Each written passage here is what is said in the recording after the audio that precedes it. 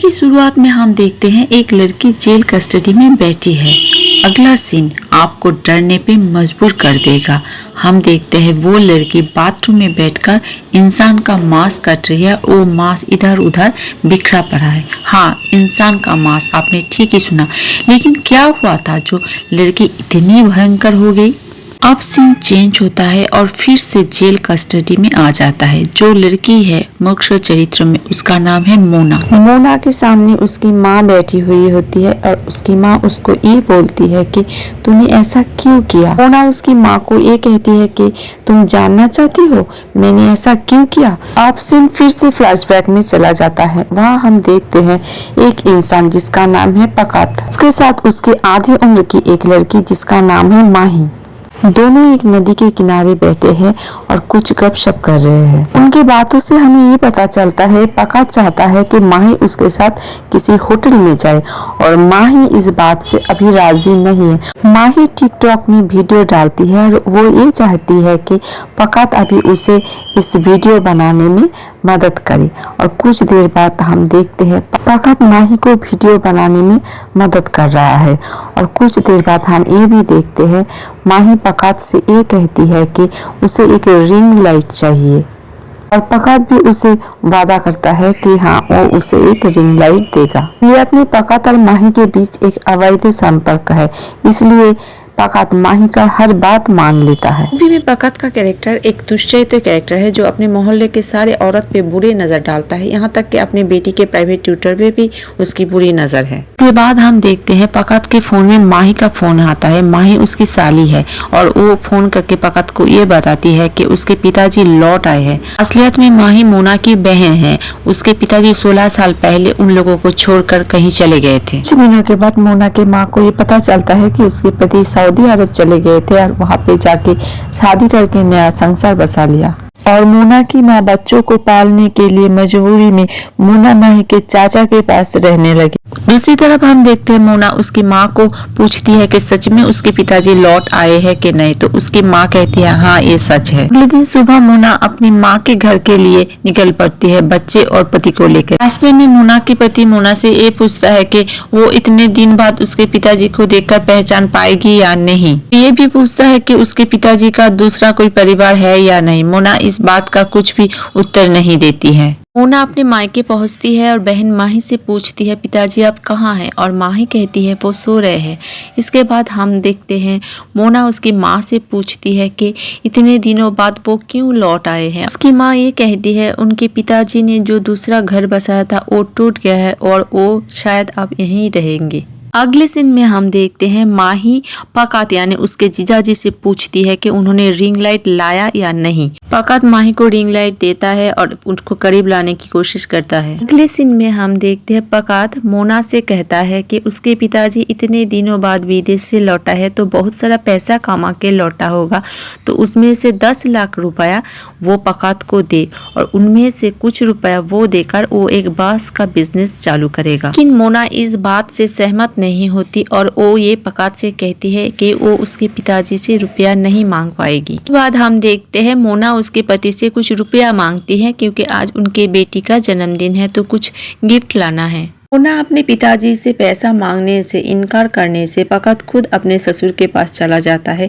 और अपना परिचय देता है और उसको एक सिगरेट ऑफर करता है। उनके पिताजी सिगरेट नहीं पीते थे लेकिन दामाद का ये व्यवहार उसको बहुत दुख पहुंचाता है। पकात मोना के पिताजी से कहते हैं वो तो बहुत खुश होंगे दो शादी करके, लेकिन वो ये कहता है कि वो उसकी बेटी से शादी करके बिल्कुल खुश नहीं है। दामाद के मुंह से बेटी के बारे में ये सब बातें सुनकर मोना के पिताजी को अच्छा नहीं लगता है। उनको बहुत गुस्सा आ जाता है और वो वहाँ से उठकर अंदर चले आते हैं। अंदर आके वो अपनी पत्नी से कहता है कैसे लड़के से अपनी बेटी की शादी की है, का बिल्कुल अच्छा नहीं है, जरा देख सुन के लड़के की शादी करनी चाहिए थी। माँ कहती है तब कहाँ थी आपकी ये चिंता जब आप हमको छोड़कर चले गए थे। भी सीन फ्लैशबैक में चला जाता है और हम देखते हैं मोना की माँ छोटी माही और मोना को लेकर एक इंसान के पास आता है जो रिश्ते में मोना और माही की चाचा लगते हैं। मोना के पिताजी जब बहुत दिन तक नहीं लौटते हैं तो मोना की माँ उस इंसान को जाकर ये पूछती है कि उसके पति अब कहाँ है और वो इंसान ये कहता है कि उसके पति अब सऊदी अरब में है, उन्होंने वहाँ दूसरा संसार बसा लिया। अब वो इस बात से इनकार करता है कि देश में उसका कोई परिवार है। फिर से सीन वर्तमान में लौट आता है। तभी हम देखते हैं मोना की माँ किसी के लिए खाना लेकर कहीं जा रही थी। तभी उनके दामाद पकात उनको वहाँ पे बैठाता है। पकात उसकी सास से ये कहता है कि क्यों वो उस बुढ़े से इस घर की कागजात नहीं ले रही है। तो वो ये भी कहती है कि इस घर को खरीदने के लिए उसके पास लोग हैं जो 50 लाख तक देंगे। मोना की माँ उसकी दामाद को बहुत यकीन करती थी।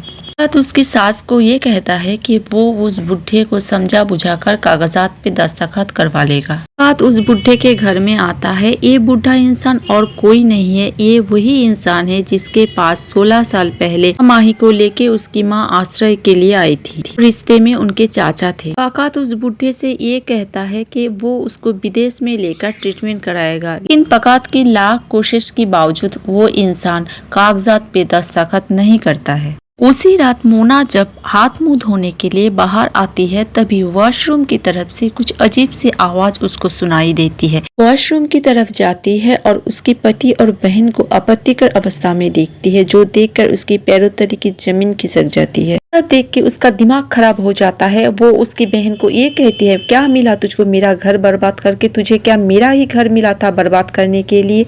मैंने तेरे लिए इतना कुछ किया और तूने मेरा ही घर बर्बाद कर दिया। सब बातों का माही पर कुछ भी असर नहीं होता। ऐसा भी पश्चाताप माही कैरेक्टर में नहीं है। वो गुस्से में घर से निकल जाती है। मोना की हस्बैंड पकात घर में घुसकर मोना को मारने लगता है। मोना डर जाती है और डर के मारे ये कहती है वो किसी से इस बारे में कुछ नहीं बताएगी। शायद मोना ये सोच रही थी कि उसके चुप रहने से अगर उसका घर बर्बाद होने से बच जाए।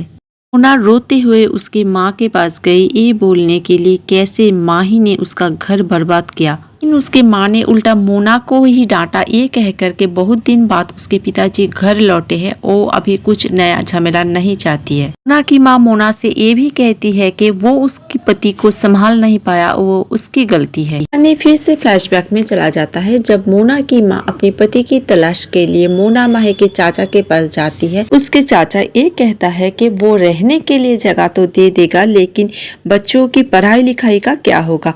और मोना की माँ बहुत चिंतित हो जाती है। मोना की माँ की ये दशा देखकर उसके चाचा मोना और माही को बाहर जाने के लिए कहता है और मोना की माँ को ये कहता है कि वो सब कुछ देख लेगा। अगर मोना माही की माँ उस इंसान की सब बात मान ले तो। मोना की माँ के पास कुछ और रास्ता भी नहीं था और उन्होंने उस इंसान की सारी बात मान ली। फिर से सीन वर्तमान में लौट आता है। हम देखते हैं मोना उसके चाचा को खाना खिला रही है, पैरालाइज्ड होकर बिस्तर पे। इस मोड़ पे इंटरेस्टिंग की बात ये है, सीन खत्म होते ही मोना को दिखाया जाता है जो जेल कस्टडी में बैठी हुई है और उसके सामने एक एक कैरेक्टर आकर माफी मांगता है। ये इस मूवी का सस्पेंस है। कहानी फिर से फ्लैशबैक में लौट जाता है। एक दिन मोना की चाचा उसकी माँ से ये कहता है उसको अब मोना की माँ अच्छी नहीं लगती है, उसको अब मोना अच्छी लगने लगी है।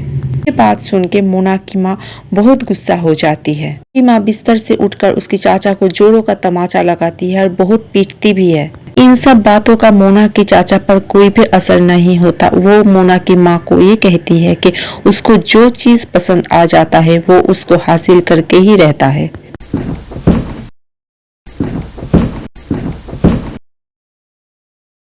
कुछ देर बाद मोना की चाचा मोना की माँ को एक ऑफर देता है। वो कहता है कि उसकी सारी संपत्ति वो मोना के माँ के नाम कर देगा अगर वो मोना को उसके हवाले कर दे तो। की माँ कुछ देर तक चुप रहती है पर वो राजी हो जाती है इस बात पर। इससे पता चलता है कि मोना की माँ भी कैसी औरत थी। मोना की माँ उसकी बेटी को अपने हाथों से सजाकर उसकी चाचा के हवाले कर देती है। चाचा के हवाले जिसको वो बचपन से पिता के समान देखती थी।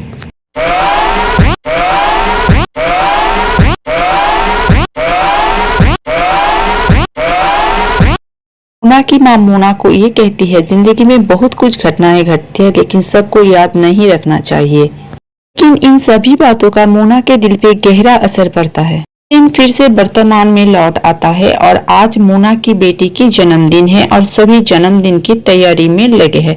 मोना सबके लिए शरबत बनाती है। मोना की माँ केक काटने की तैयारी में लगे हैं। पूरा फैमिली आज सेलिब्रेशन के मूड में है। मोना की बेटी आज बहुत खुश है और केक काटने के बाद खाना खाकर सब एक साथ सो जाते हैं रात गहरी हुई, सब सो गए सिवाय मोना के। मोना अपने बिस्तर से उठी और सबके घर में जाके देखी सब ठीक तरह से सोए हैं कि नहीं। तैयार होके नमाज पढ़ती है और अपनी बेटी को वॉशरूम में रख के आती है। से निकलते ही वो अपने पति का मुंह बांध देती है। पहले बचपन से लेके अब तक मोना की जिंदगी में जो जो घटनाएं घटी, जैसे उसकी पिताजी का घर छोड़ के चले जाना, दूसरी शादी करना, उसके चाचा के साथ उसकी माँ का अवैध संपर्क, उसी चाचा द्वारा उसका बलात्कार, उसके पति के साथ उसकी बहन का अवैध संपर्क, यही सभी बातों ने मोना को बहुत ही डिप्रेस्ड कर दिया था। उसके दिमाग में गहरा असर हुआ था। बेटी की जन्मदिन के दिन वो बाजार जाकर कुछ नींद की गोलियां खरीदी थी खुद की जान लेने के लिए, लेकिन ये सोच के इरादा बदल लिया कि वो क्यों आत्महत्या करे। मरना तो उन लोगों को चाहिए जिसने उसकी जिंदगी तबाह की। मोना उसके पति का मुंह बांध कर कुछ देर तक सोचती रही और रसोई में जाकर एक चॉपर जैसा कुछ लेती है और उस चाकू को तेज करना शुरू करती है। मोना उसके पति को हिलने से मना करते हुए सीधा उसके माँ बाप के कमरे में चली जाती है। पहले उसके पिताजी का मुंह बांधकर उसका गला काटती है, फिर उसकी माँ को तकिए से मुंह दबाकर हत्या करती है। सब उसके पति के आंखों के सामने ही होता है। इसके बाद मोना उसकी बहन के कमरे में आती है और उसके बहन को हिलने से मना करते हुए सीधा उसके चाचा के कमरे में चली जाती है। वो चाचा जिसने बचपन में उसका बलात्कार किया था। मोना के चाचा ने मोना को रोकने की कोशिश की थी, लेकिन वो नाकामयाब रहे। ने उस चौपर से उसका भी खून कर दिया। अब मोना फिर से उसके पति के कमरे में आती है और उसको घिसटते हुए उसकी बहन के कमरे में ले जाती है। पति जब उसके पैर पकड़कर माफी मांगने जाता तो उसको एक लात मारती है। पति उसको ये कहता है कि वो उसको बहुत प्यार करता है। मोना तब उसको कहता है, अगर प्यार करता है तो मेरे आंखों के सामने माही को कत्ल कर। कहता है ये उससे नहीं होगा। इसके बाद मोना जिस कपड़े से माही का मुंह बांधी थी उसी कपड़े से उसकी गले में फांस लगा देती है और ये कहती है कि बचपन से लेके आज तक मैंने तेरे लिए इतना कुछ किया और तूने मेरा ही घर बर्बाद कर दिया। कहानी फ्लैशबैक में चला जाता है, जहां ये दिखाया जाता है कि मोना के चाचा एक टाइम मोना से ये कहता है कि वो उसे अच्छी नहीं लगती है, अब उसको माही चाहिए। फिर से वर्तमान काल में लौटती है। घर के 4 सदस्यों को कत्ल करने के बाद मोना खाना खाने बैठती है और उसके पति को भी खाना खाने के लिए पूछती है। वो पुलिस को फोन लगाती है और ये कहती है कि मैंने अपने घर के 4 सदस्यों को खून कर दिया है, अगर आप लोग जल्दी ना आए तो जो 2 जिंदा है उसको भी खून कर दूंगी। खाना खत्म करने के बाद वो अपनी बेटी को वॉशरूम से वापस लाकर बिस्तर में सुलाती है। उसके पति किसी तरह उसका हाथ खोल लेता है, पीछे से मोना को पकड़ लेता है, चॉपर लेके मोना को मारने के लिए जाता है। पीछे से उसकी बेटी चीख उठती है पापा कहकर। मोना पति के हाथ से चॉपर लेकर उसका गला काट देती है और कहती है शांति। मोना उसकी बेटी की तरफ देखकर हंसती है और कहती है आओ मेरे पास आओ, आज तुम्हारा जन्मदिन है, चलो हम मिलकर बाथरूम में बैठकर लाश काटेंगे। मोना बाथरूम में बैठकर सारे लाश को टुकड़े टुकड़े करती है, जो सीन मूवी के पहले दिखाया गया था। सारी घटना मोना जेल कस्टडी में कैमरा के सामने कह रही थी। तभी एक पुलिसकर्मी उससे ये पूछा कि इतनी घिनौनी हरकत तुमने कैसे किया।